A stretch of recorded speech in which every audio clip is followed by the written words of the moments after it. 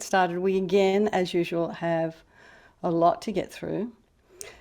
So no new people, but I just wanted to check that everybody is doing okay. I think we had a little bit of chat already, so it looks like everyone's fine. And today's session is on Renunciation and Bodhichitta. And Lou, have you made me, can I share? Oh, would you please make me some kind of a host or something so I can share my screen? There we are. Thank you. Here we go. There's our first slide. And this is, today is Practices of Renunciation and Bodhichitta. Okay, so I would like to do what we did last week and just settle us back into our motivation and settling meditation and revisiting our focus and our aspirations for the course. So first of all, just try and land. So let's have our feet, if you're sitting at a desk, which some of us are, have your feet down on the ground.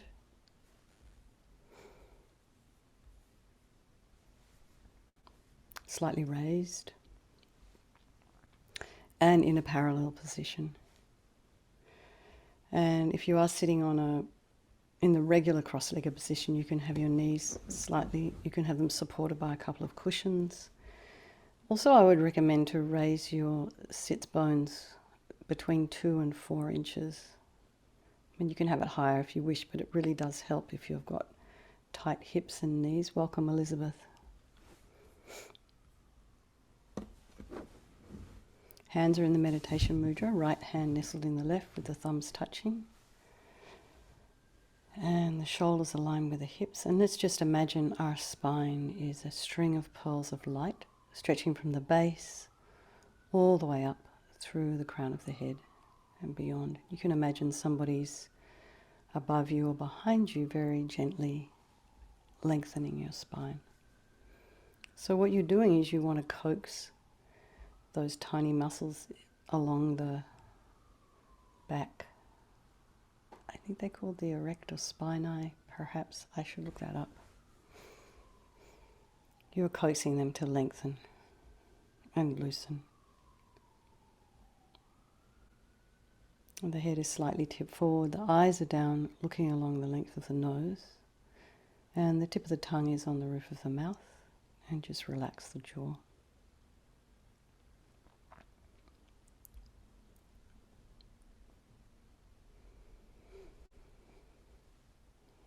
Let's bring our attention to the crown of the head and relax the scalp and the forehead and the eyes, the nose, the cheeks, that area around the mouth. The lips are slightly apart. And bring your attention to the back of the head again. Relax the scalp there, particularly the occipital bone, the base of the skull. Relax the ears and the inner ear, the eardrum, and the temples, the jaw, the back of the tongue. And release any tension in the back of the neck, the shoulders, upper thoracic region, the throat, the chest, the belly, limbs, hands, fingers, and feet and toes. And just bring our mind to the breath. And we will be thinking about equanimity today. We're going to start with an equanimity meditation as well. So again, bring your mind back to the breath. And just before we go into that, just notice if there's any sounds in your environment. So Mary said where she is, the wind is very fierce. It's quite windy too here in Marin. So just notice what your mind is drawn towards, what agitates it, what worries your mind. And then just allow it to fade. Remind yourself that you are safe. And just let the sounds just fade into the background as you focus your mind on your thoughts, putting some space in between your thoughts, checking the stories that are running on the surface and perhaps acknowledging the stories that are running underneath the surface that we're not even aware of.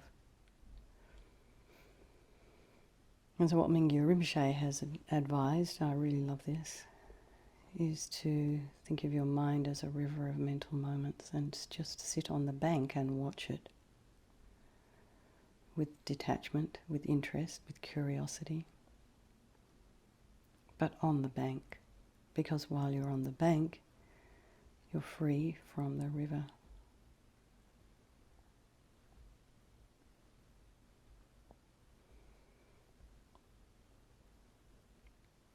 So let's just bring to our mind all the people of our life, all our friends and our loved ones, those for whom you care about deeply, and those with whom you have close, positive, constructive relationships, your spouses, your lovers, your children, relatives, colleagues, dear friends. And now imagine all those people with whom you have some difficulty, bring them to mind. They might be irritating, or perhaps you have anger for them, and those who are angry with you, and whoever causes a problem for you in your life. And you avoid them, you reject them, you push them away. And finally, imagine all the strangers in your life. The person in front of you in the queue, in the supermarket, the bank teller. And again, I was in traffic today. Hundreds of people passing by. Little faces in cars. Some people on the phone, some people looking really worried, some people stressed about getting to where they're going. And I might never see them again, or they might be my best and dearest friend in a couple of years' time. We don't think about these people, we disregard them, we don't know their names, we mostly disregard them. So imagine that all these people of your life, your friends, your enemies, and your strangers are all surrounding you, doing this course with you, studying, reflecting, meditating with you. And welcome, Shayla.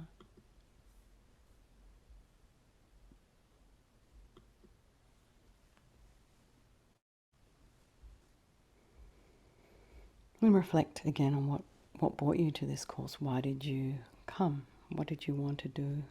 Why did you want to do it? And what are your aspirations? Well, now we've come probably to the last session for a little while. So what do you feel you may have learned? What have you been able to take away with you? And perhaps the fulfillment of some of these goals that you had when you first started this course 4 weeks ago. Maybe they're going to change you a little bit and affect those people around you in a positive way. So try to expand your aspirations to include not only your own welfare and benefit, but all the benefit of all the people of your life, even those strangers, and beginning to think beyond our own desires, our own wishes, and expanding our heart to include others. This others other than just our beloveds, begins a process of transformation. This is at the very heart of the Mahayana tradition.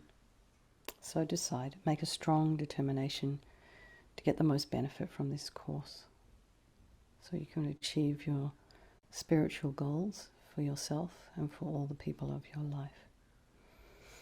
So just bring your mind back to the breath.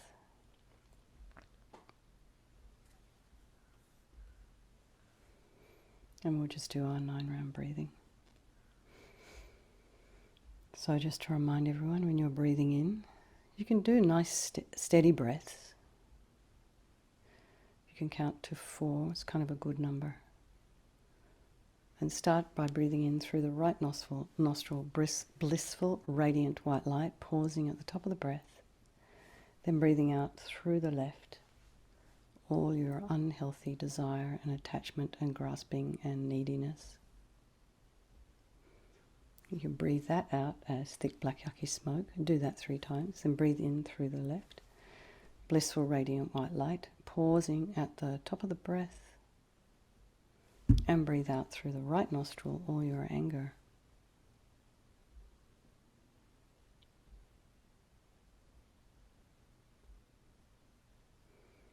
Depression. Bitterness. Grudges. And this disappears as you're breathing it out. It's a thick black yucky smoke. Then breathe in through both nostrils, blissful radiant white light. Pausing at the top of the breath.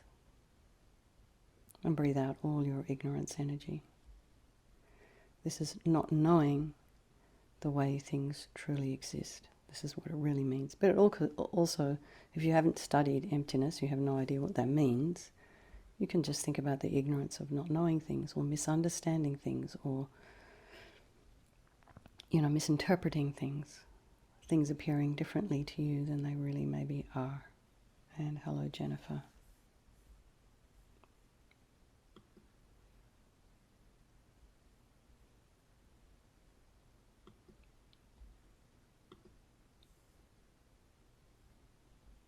And Lou, if you could please fix the subtitles for Amala Judith, that'd be great, thank you. She seems to have lost them. Hi Jennifer, nice to see you. Okay, so we'll do 3 sets of 3 in our own time. And I'll turn myself on mute. We're doing our 9-round breathing for those people who've just joined us. So first of all, breathing out through the left nostril, attachment, through the right nostril, anger, and through both nostrils, ignorance.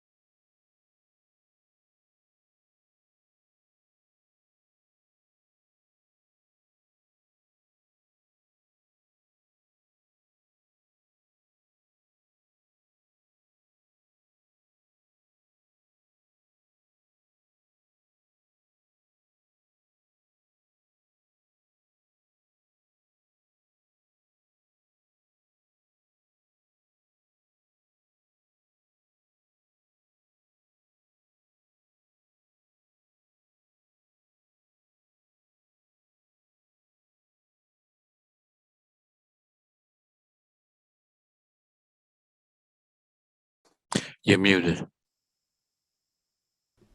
Thanks, Lou. So everybody, if you are not quite finished, you probably are now,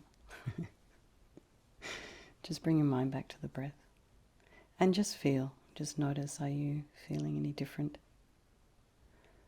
than you were when we first started?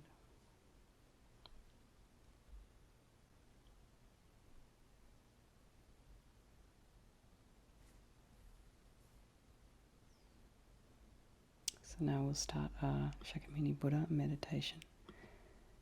And I am going to share screen. Here we are. Here's the image.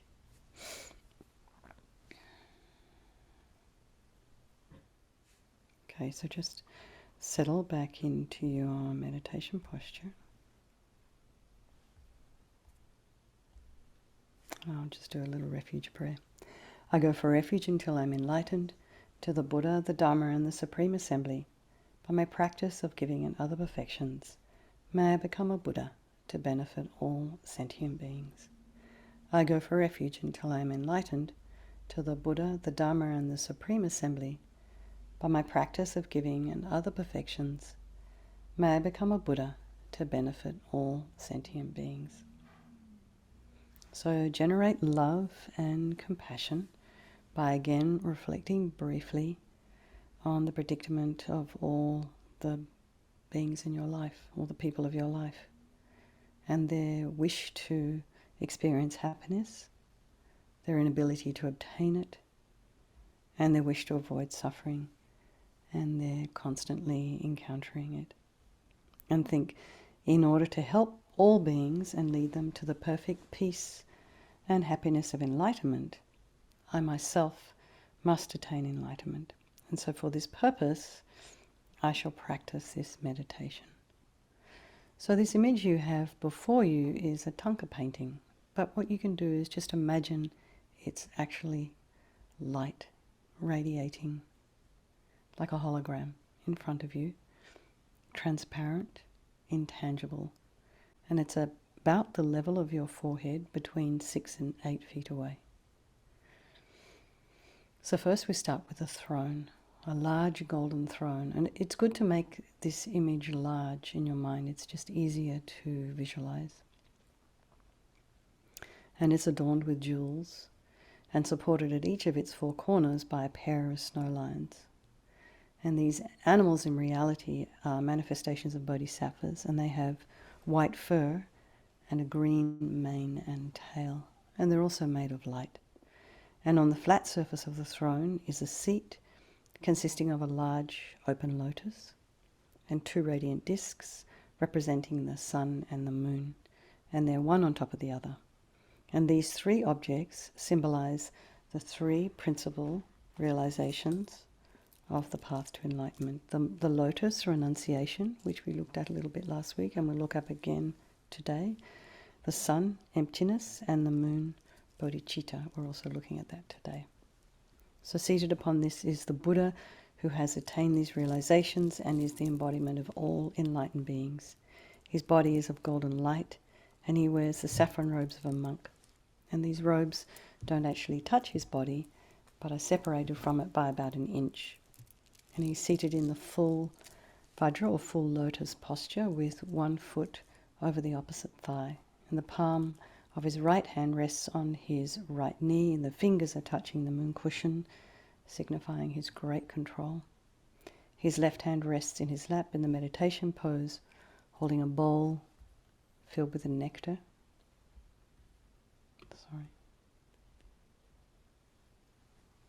Which is medicine for curing all of our disturbing states of mind. There's a healing as well.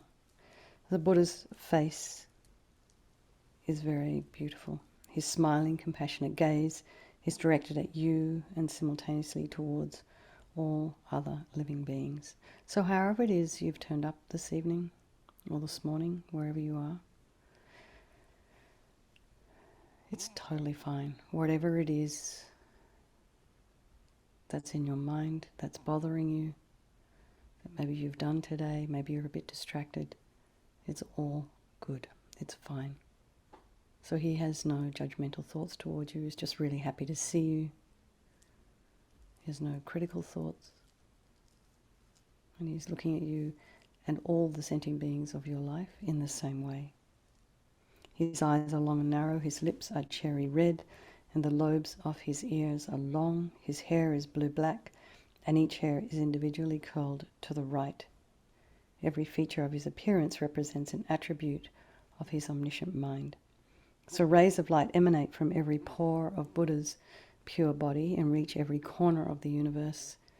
These rays are actually composed of countless tiny, tiny Buddhas, some going out to help living beings, while others dissolve back into his body, having finished their work. So this is really a very dynamic image in front of us, and was quite busy.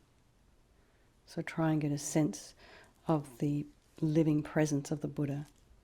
And you can also imagine that this is the mind of your teacher, your Lama, your trusted mentor. Whoever this person is who is leading you on the path to enlightenment. So then we take refuge in Buddha, and recalling his perfect qualities and his willingness and ability to help you. So you can make a request from your heart to receive his blessings to help you become free from all your negative energy, all your misconceptions and other problems, and to receive all the realizations of the path to enlightenment. So just imagine your request is accepted, and a stream of purifying white light in the nature of the enlightened mind flows from Buddha's heart and enters your body through the crown of your head. And it's the same as when you walk into a dark room and you switch on a light, that light instantly dispels the darkness. So same here. As soon as a light from Vajrasattva's heart touches your heart, all the darkness of the negativity of your mind is instantly dispelled upon contact. So as we recite Buddha's mantra, Tayata Om Muni Muni Maha Muniye Svaha, you can imagine this light flowing into you, filling your body completely and purifying you.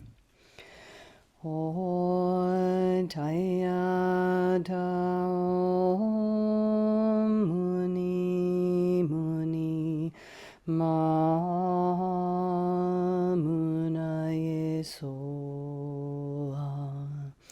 Tayata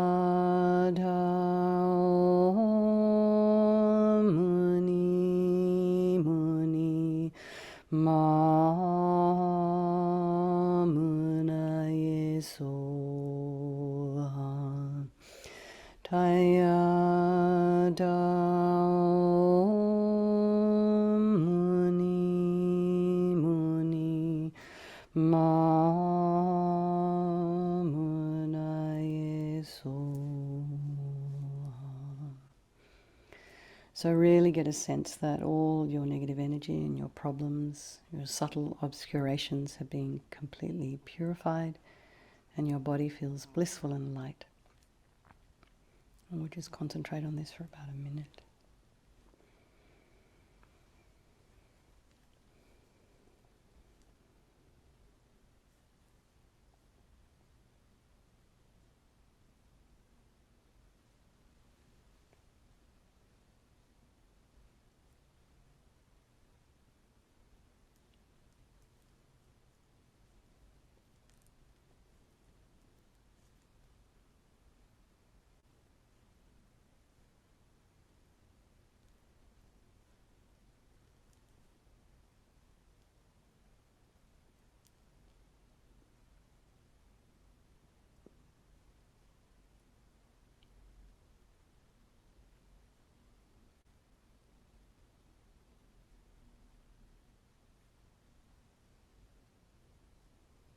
Now imagine a stream of golden light descends from Buddha's heart and flows into your body through the crown of your head.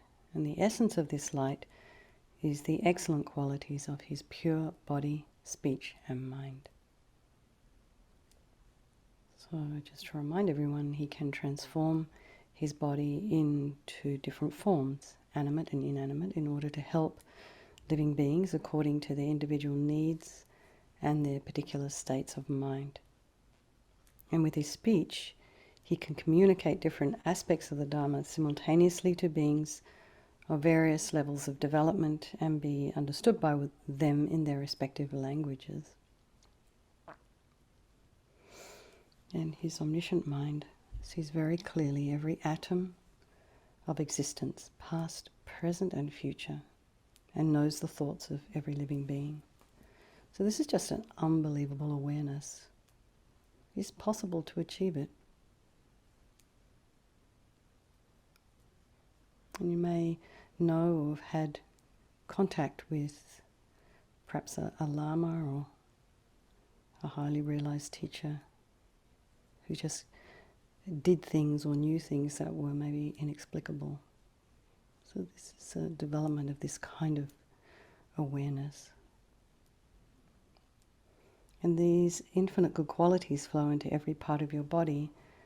So just concentrate on this blissful experience again as we recite the mantra. Om Taya Da Om Muni Muni Ma Munaye Soha Taya Da Om Muni Muni Ma Munaye Soha Taya Da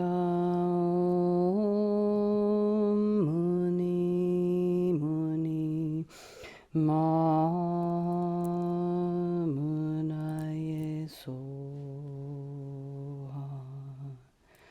So really try and feel that you have received all these excellent qualities of Buddha's body, speech and mind, and you feel light and blissful.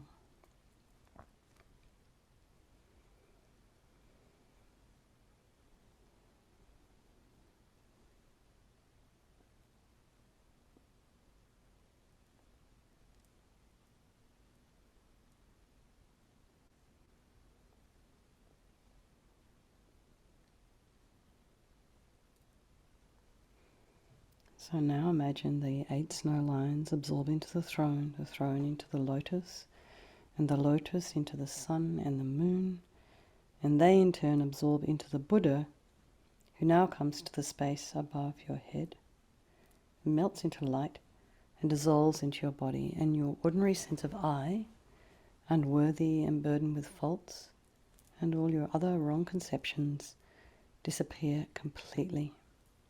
And in that instant, you become one with Buddha's blissful, omniscient mind in the aspect of vast, empty space. And just expand your mind.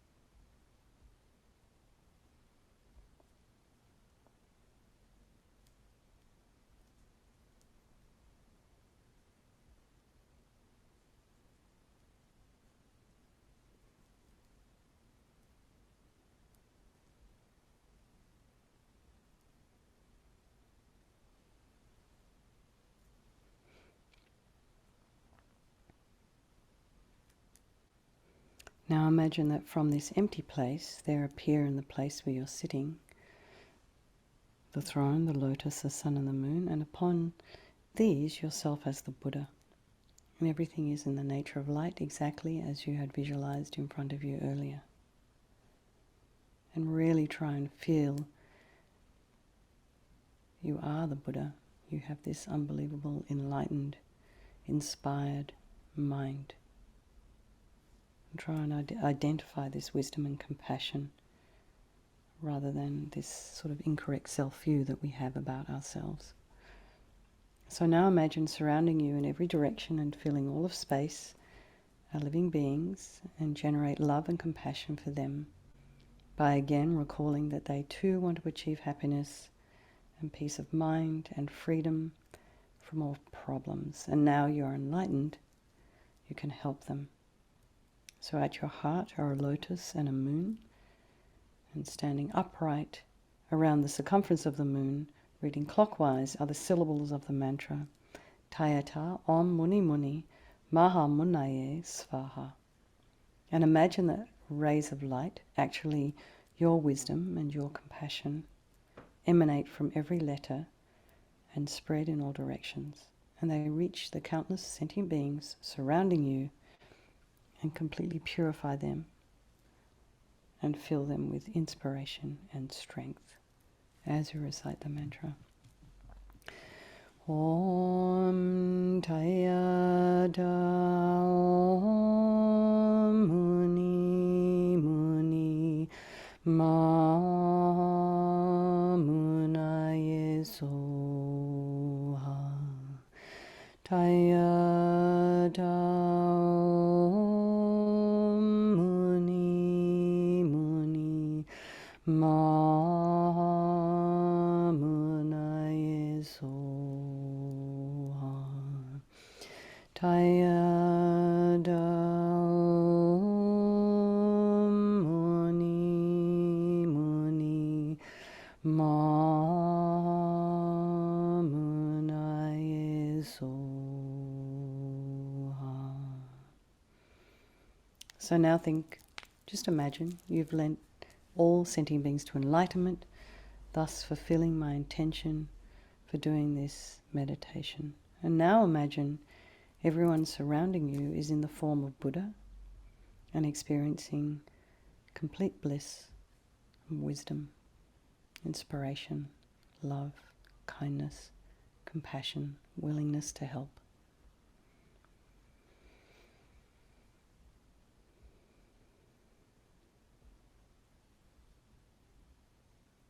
And this practice is known as bringing the future result into the present path. And it's always good to do a meditation like this before the lamrim, before studying the lamrim. And it's a powerful cause for our own enlightenment because it's helping us to develop an innate conviction in our perfection, our Buddhahood, our potential. And what we've just done in meditation, we will definitely achieve one day. So we just have to remember to think like that. It's not always easy. Okay, where am I? So now, this is a course that Venerable Robina led at Kappa in 2019. So when you go there, this is where you'll be. Oh, actually no, it's a different Gompa now.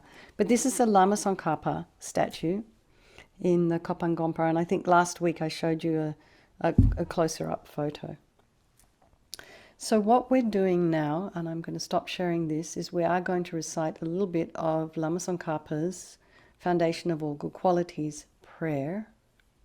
Oh, I have to find it. Sorry, hang on.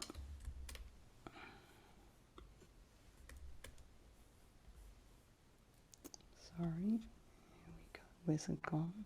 I had it here. Here we are. Okay, now I have to screen share again. Yeah, here we are. Okay.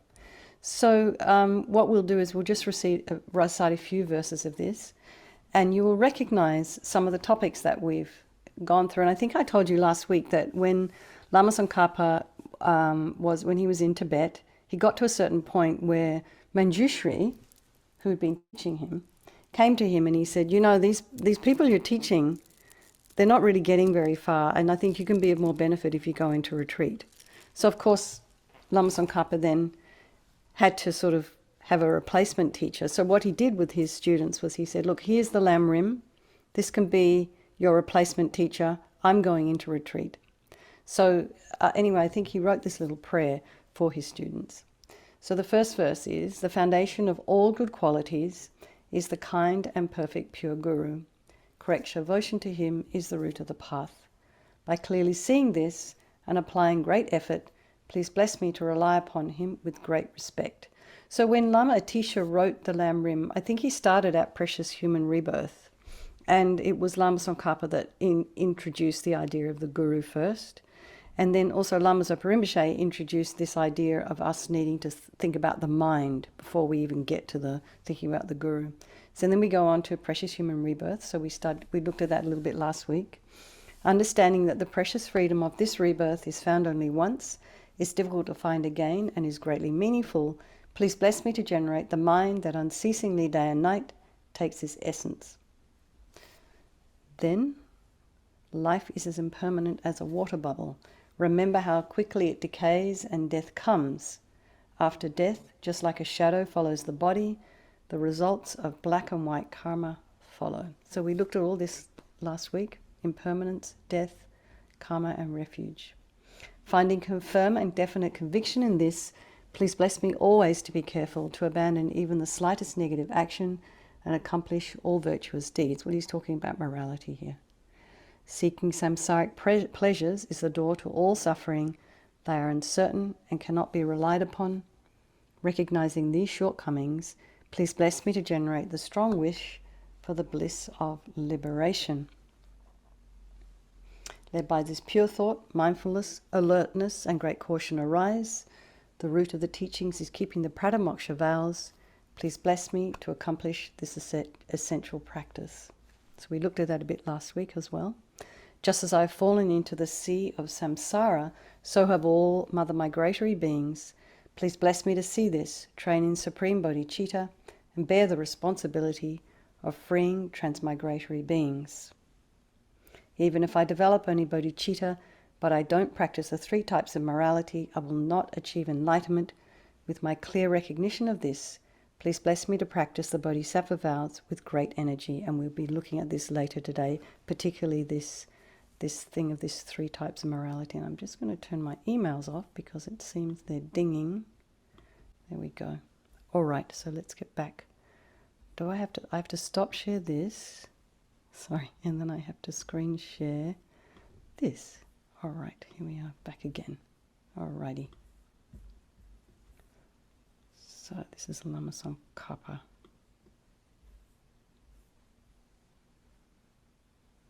So, what is renunciation? And does anybody recognize this person? This is our dear Venerable Angie. And so last week I did talk about the Sura practices down at Rinpoche's house, and here she is. She very kindly sent me this photo this morning. Venerable Namgyal, who is the director of Land of Karma Abiding, is there right now, and he took this photo of her doing this practice, and we do it every night at Rinpoche's house. So because of the fire hazards, we've had to put it in kind of a little bowl and keep it quite small, because it's you can see behind there's trees there. There's this kind of pretty hazardous. But anyway, so that's Venerable Angie. And so I guess what we think of when we think of renunciation is something like this. Venerable Angie with no hair and wearing robes, right? As we discussed last week. However, Lama Yeshe had different ideas about how to explain it. It doesn't mean throwing your nice things away. So Lama Yeshe would say that the English word renounce is linguistically quite tricky. It doesn't mean throwing your things away.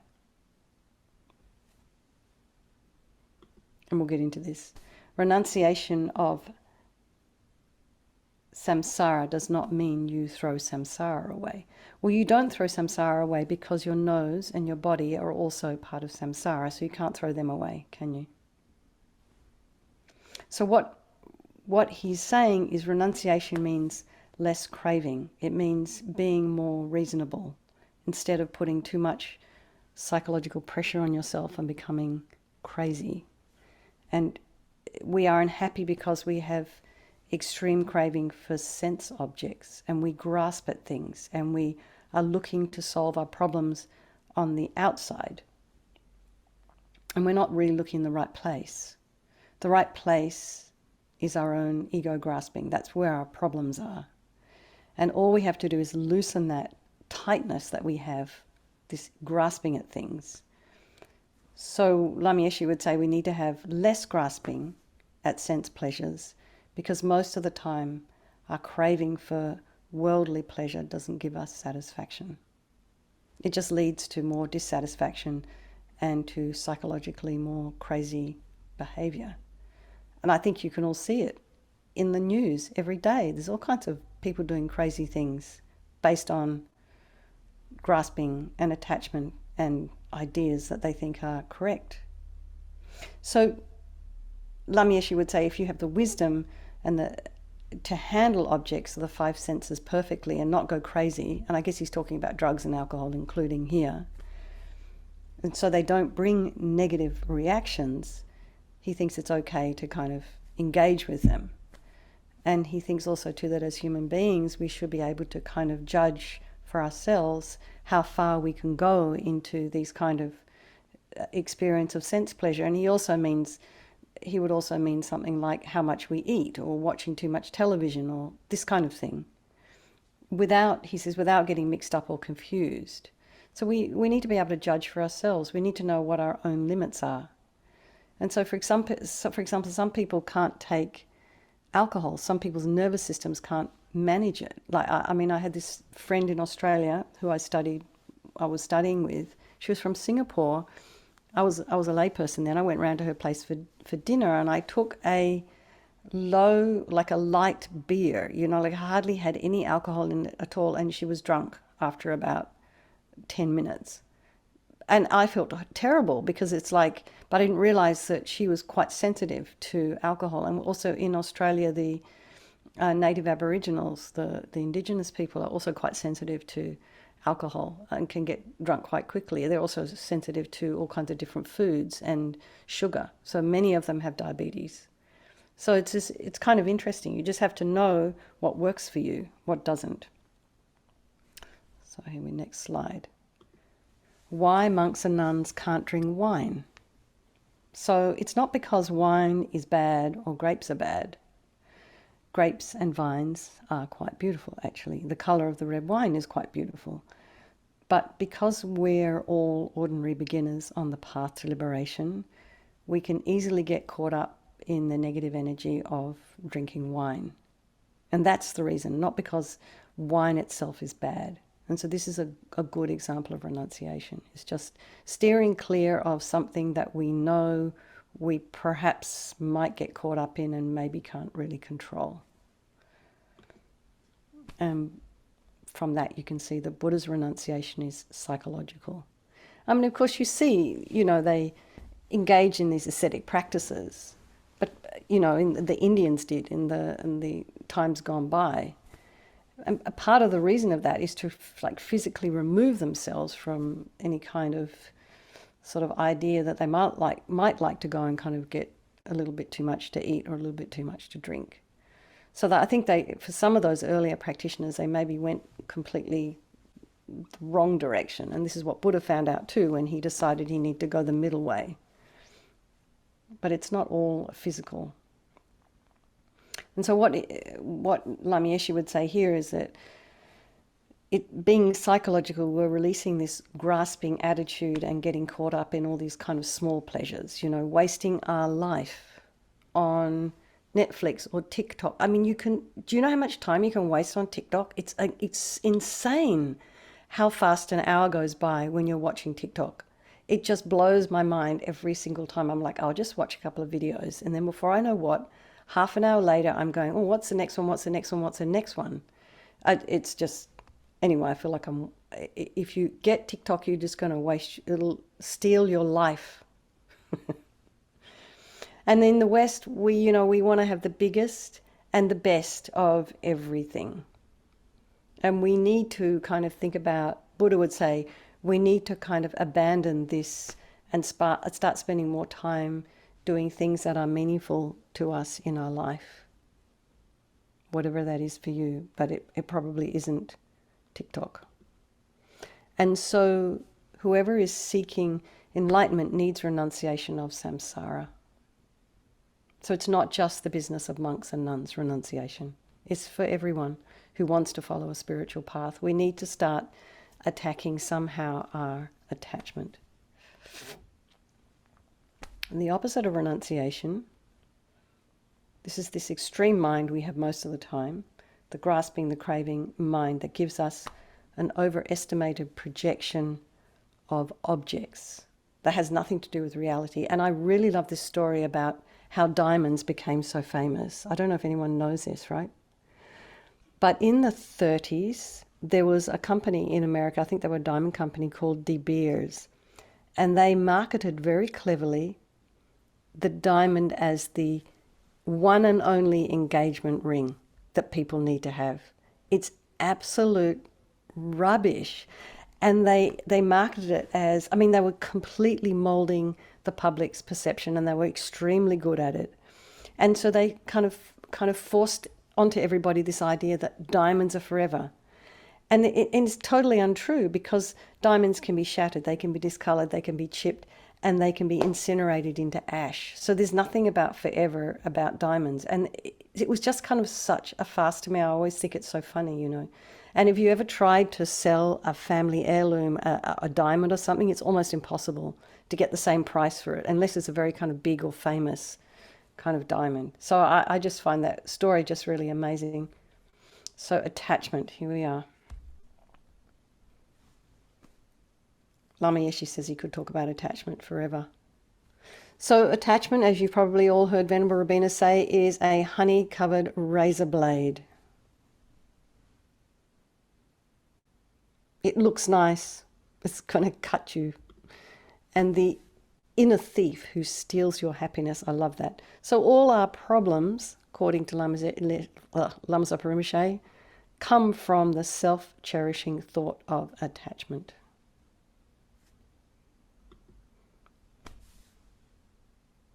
And Lama Yeshe would say, stop cheating yourself. Lama Zopa Rinpoche says this too, stop cheating yourself, stop bowing down before attachment. So we have to understand what your life is, how complications rise, and what actually makes you happy. And then you're not dreaming, you're kind of down to earth, you're being realistic about the way to develop your mind. And with that kind of attitude, you're not going to be disappointed. But if you sort of create ideas about, say for an example, a relationship, you know, when we first have a relationship, we just think that we kind of put on top of that person all these kind of qualities that don't really exist. And then after a while, we start to realize that they don't exist in that way. And well, it was just our projection. And then we get disappointed and blame them, which is just in complete insanity. Then there's this thing of attachment to ideas. Has anyone ever seen any of those arguments on Facebook or Twitter, and people just completely convinced that their idea is correct? Yeah, they're attached to their own ideas. And they're often so wrong. I mean, anyway, there you go. I'm not going to get me started. Generosity. So we get attached to things. And so when we sort of practice generosity, the way we give is sometimes, maybe it's a transaction.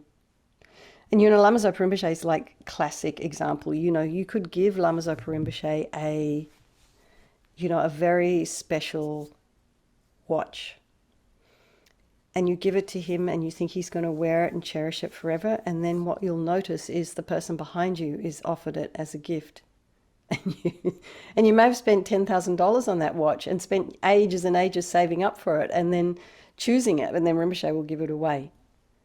So this is a really kind of, and often Rinpoche will do things like that in order to kind of cut into, if anybody has given anything with attachment, he will give it, he will do something like that with it. It's kind of interesting.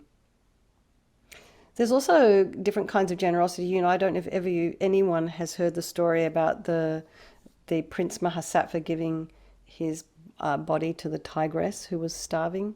There's actually a place called Namo Buddha in Kathmandu in Nepal. It's sort of above and behind, quite away from Kappa Monastery, and you can go up there, and that's the place apparently where it happened. So you have to sort of think about giving without expectation. But unfortunately, the way we give, when we give with attachment, we give with some kind of expectation we're going to get something back. So giving can be an ego trip. We need to be really careful about how we're being generous. And I remember going to one place in Asia, and the people were so it was almost a competition to get the gompa filled with holy objects. And so, so you can be a little bit, even though you're making an offering to a gompa, you can kind of get attached to that thing you offered to the gompa and start getting a little bit of an ego around it. And true love wants other people to be happy. So in love relationships, we put all our energy and time into this one person, expect it's going to last forever, and when it changes, we're kind of devastated. But we should be thinking of the other person's happiness and rejoice, particularly when they find another person that they love that isn't us. Well, that's a hard one. So you want your partner to be happy no matter what. In fact, you should want the friend, the enemy, and the stranger all to be happy equally. Compassion overcomes attachment. So now, once we realize that attachment is the cause of all of our problems, we must determine for the rest of our lives not to allow the actions of our body, our speech, and our mind to follow after attachment. This is really difficult because half the time we don't even know that we're attached to something.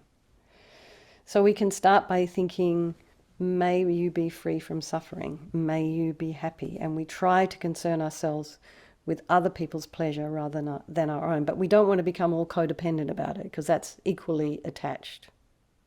So you have to be careful. Okay, so now we've gone into bodhicitta.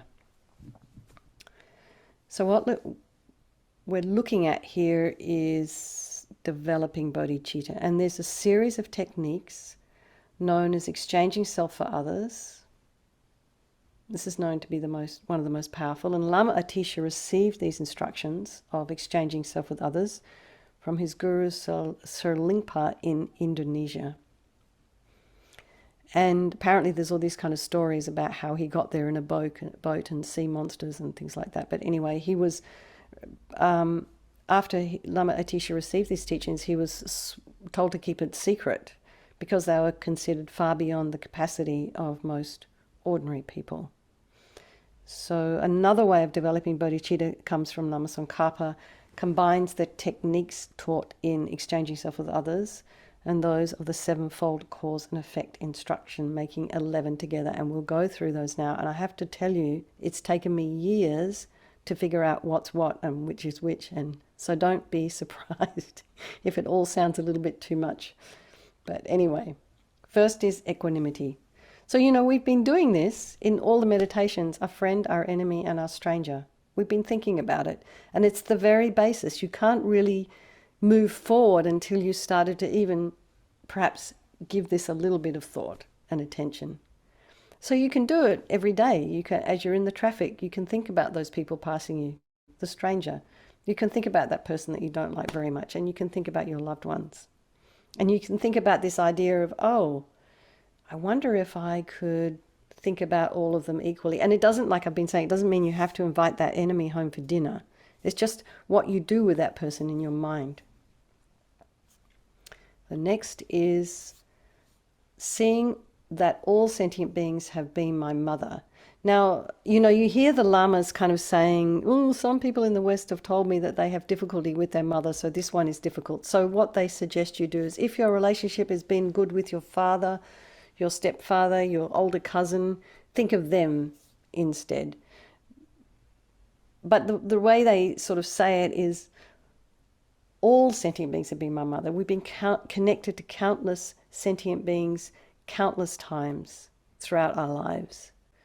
So even that mosquito, that fly that's been flying around inside our house for the last 2 days, it's really annoying, may have been my mother at some point, which I forget because it's being annoying. And it won't go outside. I've tried to get it out. It won't go out. It keeps just flying around. I open the door. Then another one comes in. Anyway, so it's kind of like radio. Okay. So then you contemplate the kindness of the mother. And so even if you didn't get on terribly well with your mother, you can think about, well, gosh, she carried me for, I think it's actually 10 months. And how uncomfortable was that last month for her? And the pain of the birth, the fact that she looked after us, she kept us safe, she fed us. Maybe she wasn't the best mother in the world, but she did try and take care of us, and we're alive now because of her. So we contemplate the kindness of the mother as best we can. I mean, it seems to be that in Nepal and India and also in Tibet, that the monks have terribly extraordinary respect for their mothers. I think maybe more than we do. I don't know, I could be wrong. But I do see enormous respect and love for their mothers there. Oh, contemplating the kindness of all beings. So these two things kind of go together. So we think about how all beings have been kind to me. And you know, I hear often Venerable Robina saying, well, you go to the supermarket and it's like, don't be ridiculous. Of course there's supposed to be a label on this jar of peanut paste. And it's supposed to tell me whether it's organic or not organic, but somebody went to the trouble to design that and to put all the things. And who was the person that said we had to know what every single ingredient was on in the food that we're eating? Somebody in Parliament somewhere had a thought that we need to let people know because some people have allergies. So in this way, people have been kind to us, and we just kind of take it for granted that there's lines on the road, that we don't run into each other, that there's traffic lights. You know, we don't kind of think that this is somebody being kind. We think kindness is when someone turns up with $1 million and a cup of coffee.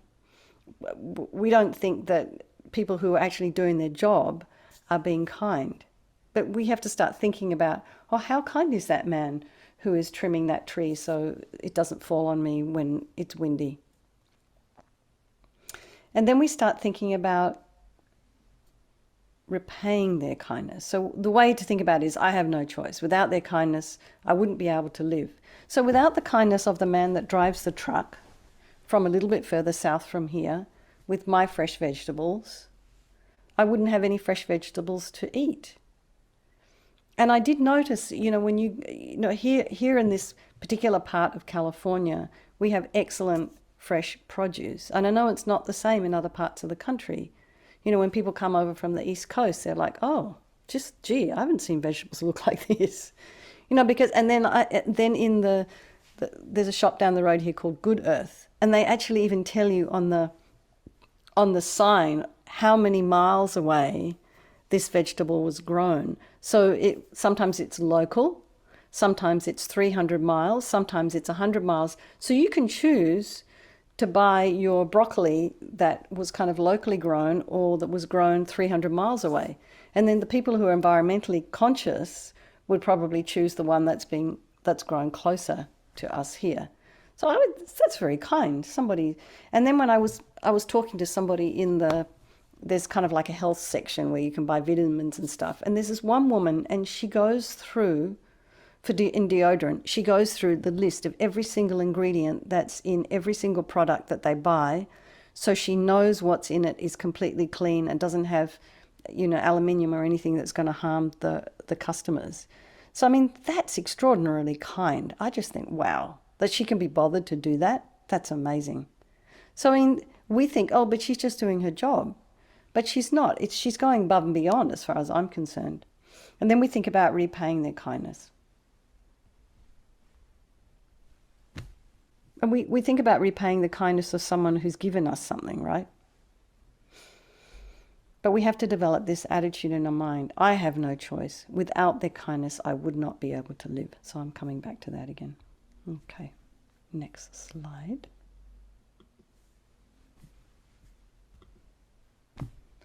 Seeing myself and others as equal. So we often tend to think ourselves are more important than others. So we have to at least try and see ourselves as the same as others. Like, well, I need to get in front of you in the queue because I'm more busy than you are. Or I need to get in front of you in the traffic because I'm late. You know, we don't ever just relax and think, okay, maybe that person's more important than me, or maybe they're equal to me, that my needs are maybe as equally the same as theirs.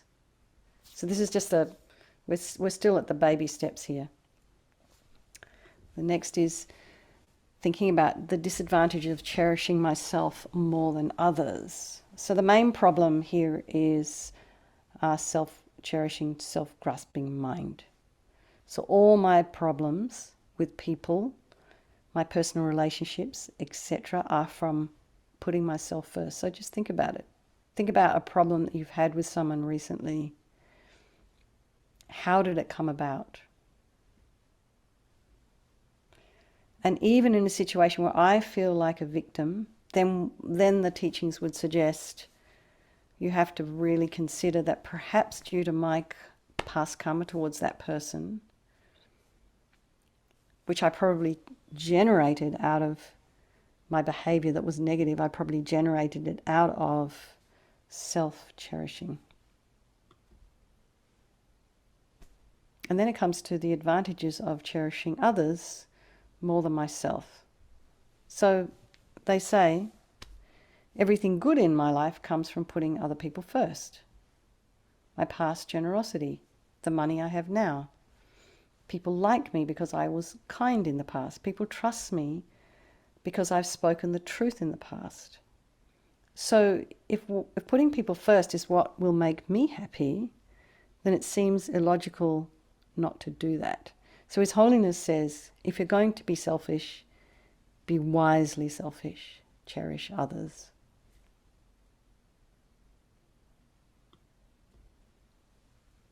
We've come to Tonglen, giving and taking. How's everyone doing?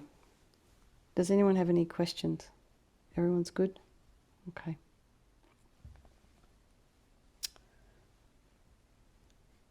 Developing compassion. Giving my happiness and good qualities to others. Developing love. And we're going to do a little meditation now for about 5 minutes. So let's just settle into your meditation posture. Bring your mind back to the breath.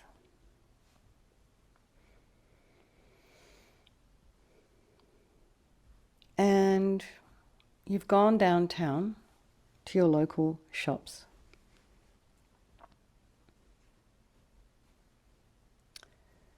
And actually, on my way to yoga this morning, I did pass somebody who'd collapsed into a plant, like a planter, and he was fast asleep or drunk or something, with his phone on his belly and the police standing nearby. Anyway, so we're walking downtown and you see a street person sitting there on the pavement, and he's kind of like dirty clothes with his little sign and a little, maybe he's sitting on a piece of cardboard, maybe his clothes are urine stained, he might be a little drunk. He's looking kind of dirty. Maybe it's a she, doesn't matter the gender.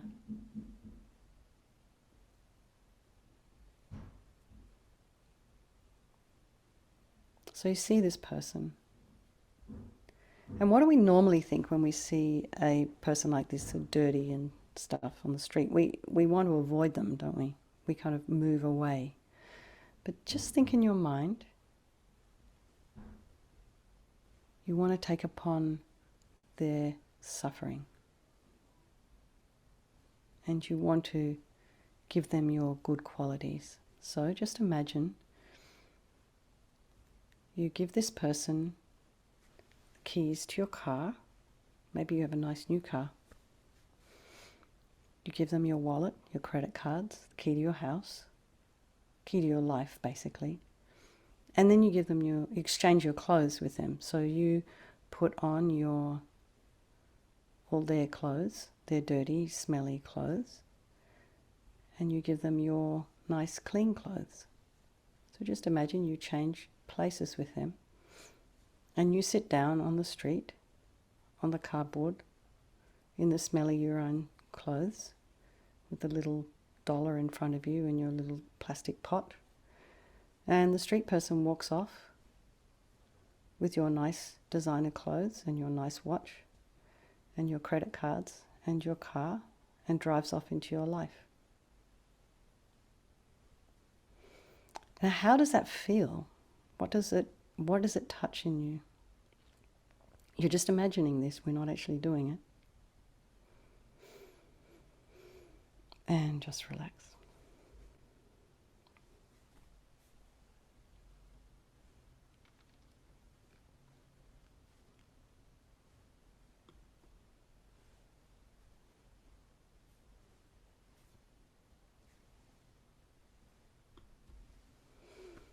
So great compassion.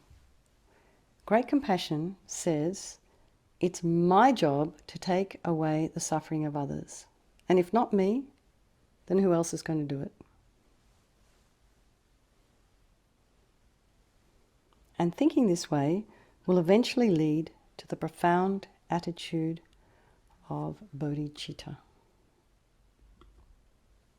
And bodhicitta is the spontaneous and heartfelt wish to become a Buddha as quickly as possible in order to be qualified to help others. So let's say qualified. One who has completely accomplished this, I have to get rid of this. One who's completely accomplished this level of compassion is a bodhisattva. I no longer exists in the mind. One exists for the sake of others.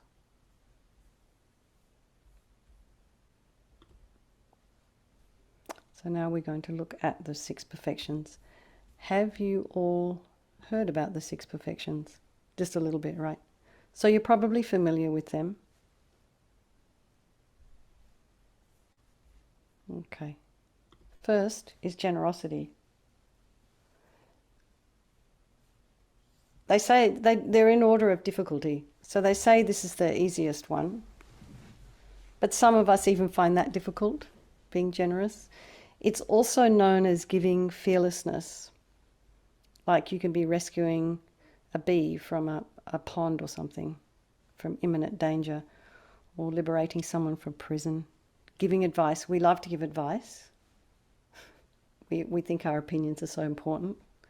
But you can be, being generous by giving someone some spiritual advice, some sensible spiritual advice, not just because you want to blah, blah, blah. But generosity is just kind of like when you're practicing generosity, like truly, you have a kind of spontaneous wish to give something to someone and you don't, with no strings attached. You're not wanting anything in return. And there's morality. And we're still in the wisdom ring here where we're refraining from harming others. So we talked a little bit about that last week. It's also actively helping others is also part of morality as well. And this is where you come the compassion wing. And patience. So patience is not about being patient while you're waiting for someone who's late. Patience is more about being patient in the face of difficulties, not getting angry when someone's maybe rude to you, or you're experiencing a very difficult time, or you're ill. It's patience in the face of that, and then happily welcoming difficulties because they're something for you to be able to work with, practicing patience. So they say that people who are kind of quite beautiful looking in this life have practiced patience in the past. Joyful effort. Probably all know about this one. And without some kind of enthusiasm, we can't succeed at anything in our lives. We need to have a little bit of motivation, a bit of enthusiasm, a bit of, oomph to be able to get something done. And so under joyful effort, there is 3 kinds of laziness. So there's this one of, I'm too tired, can't be bothered. That's the one that we normally think about. Too busy. I'm putting off what we're needing to do, and that's procrastination. And I have to say, I'm like the best at procrastination. I probably have 50 honours, PhDs in procrastination. I can tell you all about how to go about it, and then not only how to go about it, but how to convince yourself that what you're doing, instead of doing the thing you should be doing, is the best thing that you need to be doing right now. So I have to say, procrastination is probably my lazy thing. And also this other one, which we all think is, I find this really interesting, a deeply held belief that I'm not capable. I find that hard to believe that's laziness, but it's mentioned. So it feels like a virtue. Oh, I'm so humble. Oh, I don't know how to do this. And as long as we think that we can't achieve our potential, as long as we think that we can't do something, or that's not for me, until we don't try, until we expand ourselves, until we kind of push ourselves a little bit, and maybe we need dear close friends that are quite happy to help us move along, we're not going to succeed at anything, and we're just going to become stuck in our comfort zone. And it's okay. It's okay to be stuck in your comfort zone. But if your idea is you want to kind of move forward a bit in your spiritual path, you've got to kind of challenge yourself a little bit. There's meditation. And what they're talking about here is the single-pointed concentration, or calm abiding, and that's the accomplishment of concentration meditation. And so during this kind of meditation, we practice it a little bit in the evenings and in the morning. We gravitate between being overexcited and being dull. It's very, very hard to achieve this. It takes a lot of practice. And you can, though, I think you do those Vipassana courses, they really train you in this meditation. And then there's this what they call wisdom. It's special insight into emptiness. So experiencing how things truly exist. And I suppose you could, if you were in the doing a Vipassana course, you would call that the insight meditation. So where you start to think, where you see things as being impermanent. But I think in here they're talking about even more than that. You're actually starting to see reality, things how things really, really exist. This is quite advanced.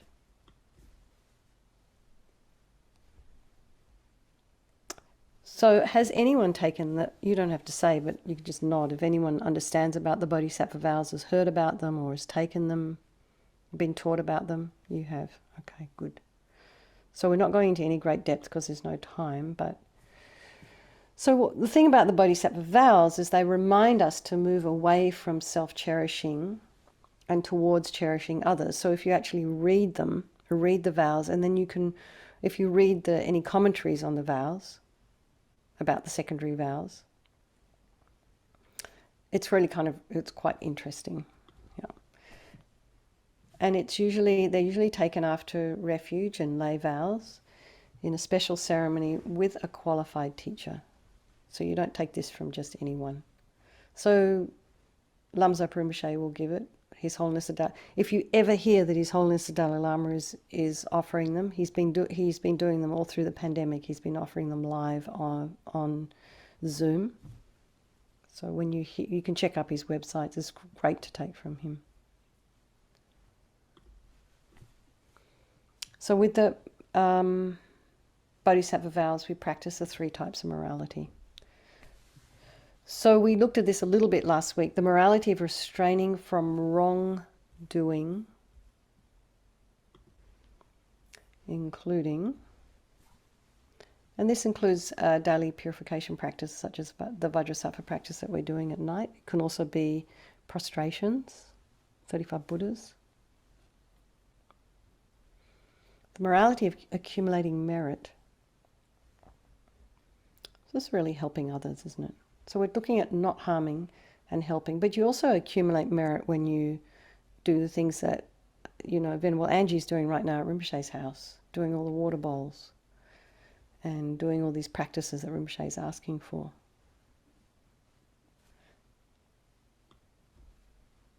And the morality of benefiting sentient beings. So this can be, you can be helping, you can rescue somebody, like you can rescue somebody from drowning, benefiting them. You can maybe offer a street person some money. You can help somebody in some way who needs it, offering some advice. Okay. Does anyone have any questions? We want to practice in this way with great energy, so it becomes almost spontaneous. But this also means that you need to take the vows, and you need to really, you've got to do them twice a day, and you really need to every now and then go through the commentaries and just read about them. So you have to kind of keep yourself updated, because we get so wrapped up in our daily lives we forget the meaning often of these kinds of things. Okay. Gosh, look at the time. Again, goes so fast. So we're now up to, this is the last little section.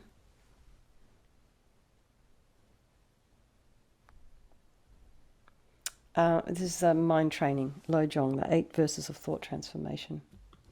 Okay. Does anyone know this little prayer? Have you heard of it? Have you done it before? Yeah, okay. So the first is holding all sentient beings as most precious of all. That means more precious than me. And whoever I am with, I will be humble. And in the text it says the lowest of all. But I think they're basically just saying, it's not like, oh, I'm such a bad person.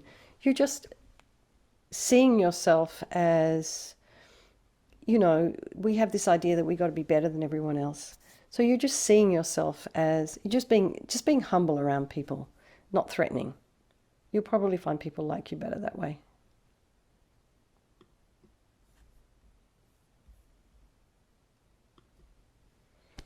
And the minute a delusion arises, I will catch it. Well, that's extremely difficult, but we aspire to do that.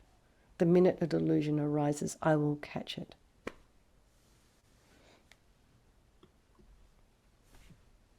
When I see someone who has a wicked nature, I will hold them dear as if I'd found a precious treasure.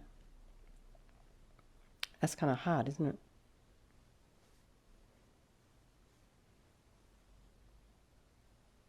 Because we want to hate that person and push them away. But no, they say, you must hold them dear as if you'd found a precious treasure.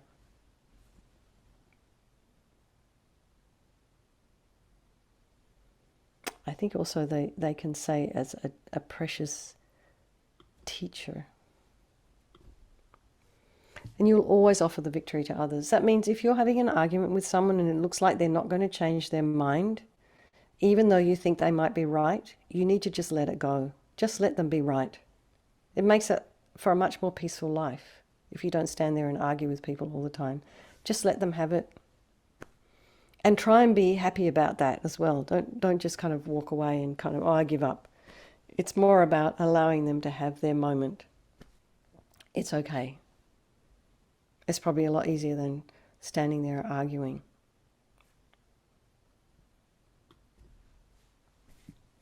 So when someone I have helped turns against me, I will regard them as my teacher.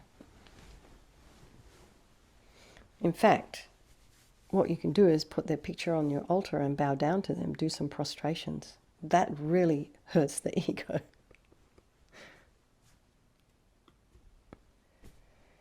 I will give my happiness to others and take upon myself their suffering. So we did, then that little meditation, we just thought about what that might be like. And you can start, with Tonglen, you can. They suggest you start with thinking about taking upon your own headache of this afternoon, taking upon it yourself now, so you don't kind of like freak yourself out too much. And then after a while, it becomes easy, because we're not actually doing it. We're just training the mind to think about doing it. All phenomena are illusory and cannot be trusted. And that's just the last one. And we understand about that. Things are very different than we think they are. Okay. So, you guys were asking last week about the caves. So here I contacted Venerable Sarah, who's right now in Maratika in Nepal, doing some special practices for Lama Zopa Rinpoche with the nuns. I want to go back. I'm just going to go back here, sorry. So this here, Pashupatinath. So this is the Hindu cremation site, and it's supposed to be one of the seven. Anyway, it's a World Heritage Site. So apparently it was quite busy down there during COVID. And here is the entrance to, and I think it's Naropa's cave. It was interesting, it's actually a place. So Venerable Sarah said it's actually she got a bit nervous going down there because, you go, it's quite hard to get to. You don't necessarily know when you arrive, whether they're going to let you in or not. And there's only you there. And so now we have a little video that she sent me. Can you hear the sound? You can't hear sound? Okay. I wonder why.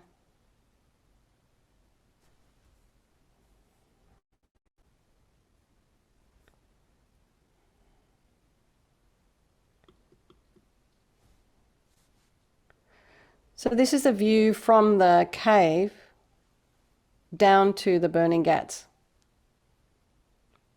And you can see all those people on the bridge there, and you can see the fire in the background. I'm sorry you can't hear the water. That's one video. These are the videos she sent me. It's another one.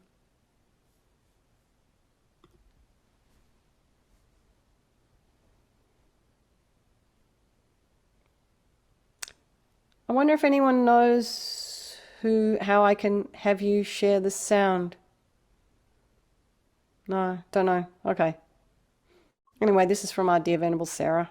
Can you turn the volume up? I did. Can you hear it? When you started screen sharing, there was an option you check off to allow the sound to be transferred. Okay, let me just stop share. So say again. I'll start. When you start screen sharing, one of the options is to share the sound. Share sound. Yay. Optimize for video clip. There we go. All right, I'm going to do this again. Thanks, Lou. Thanks, Lou. Is that better? Can you hear it? Yay. There you go. Now you get the real experience. This is Nepal. This is Naropa's cave.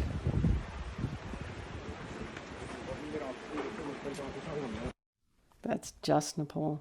It really is. That's inside the cave. There's.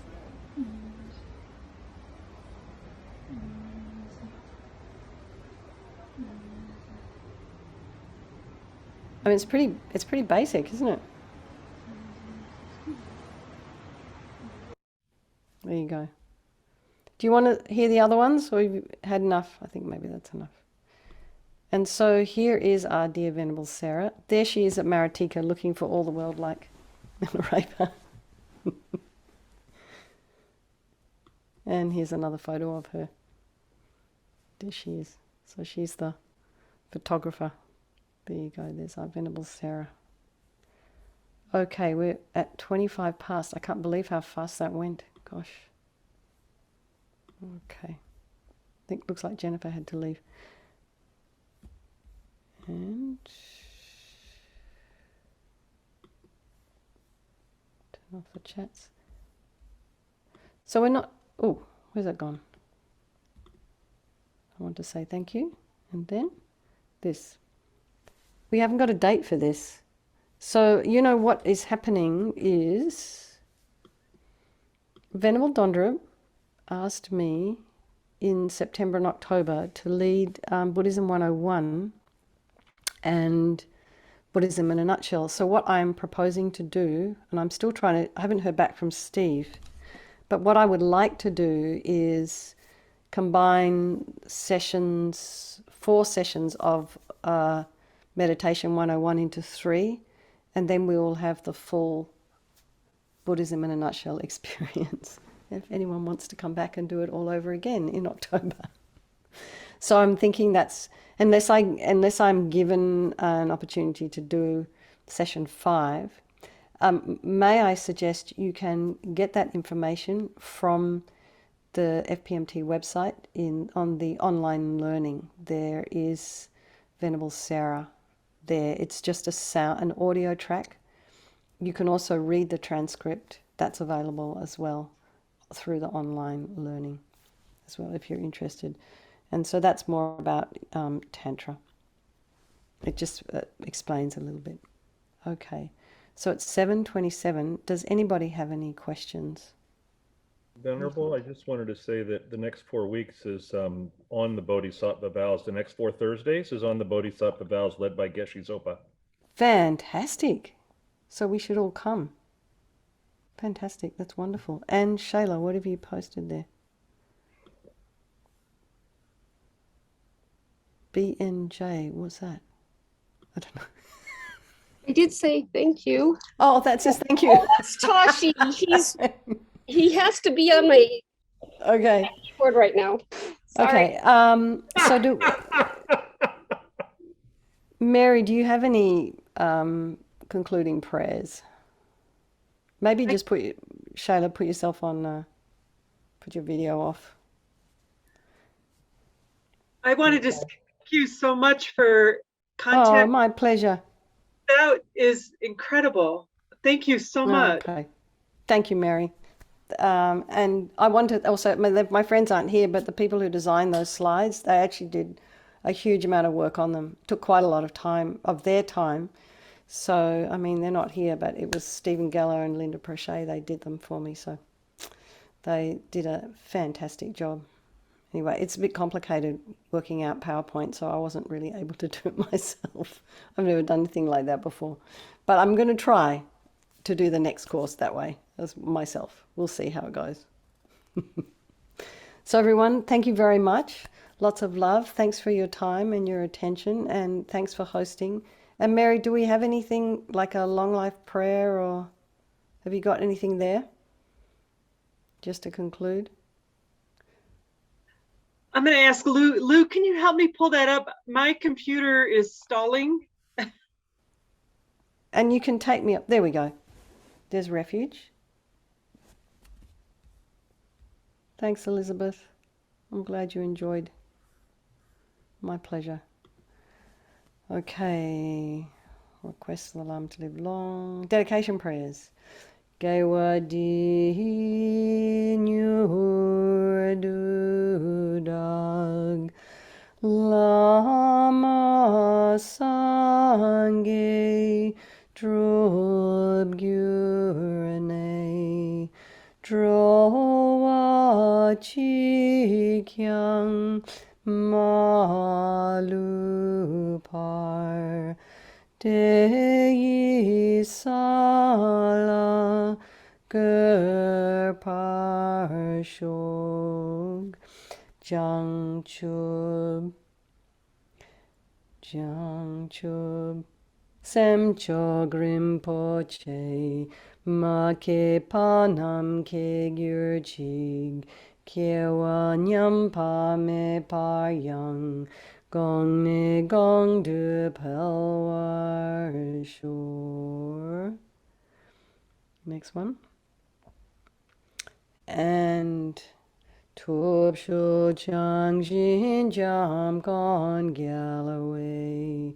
Tenzing kyong pelway kunzo dog porze. Chog sum kurwe leg mon tu drub. Pa dog sog duje gon du jab ten shog. His Holiness the Dalai Lama.